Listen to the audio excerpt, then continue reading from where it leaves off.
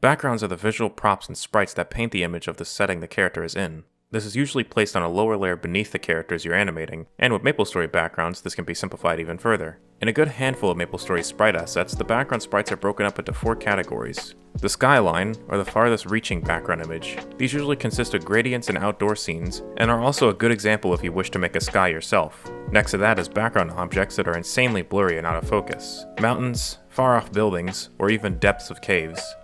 The following 2 categories consist of less blurry props than the previous categories, until they are clearly visible objects that are next to the characters. You also need a floor. If you look in the resource channel of Maplemation's Discord or forum, you can access a collection of MapleStory map assets called Goat's Farm.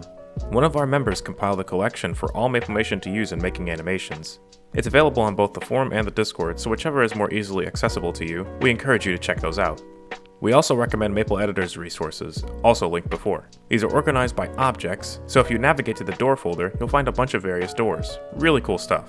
Now, let's have a background scroll in motion. We have an animated symbol of our character running. The way it works is you just tween the foreground and background. Issue is, moving them at the same rate looks kind of flat, right? Well, you'll hear this more in game development, but you can do parallaxing to give the animation more depth. What's parallaxing? Well, you know when you're sitting in a car ride, and you see things close zooming by, while things far off move really slow? It's that. You just increase the amount of frames for the tween, or reduce the distance so the objects further back have less distance when moving, giving it this 3D look.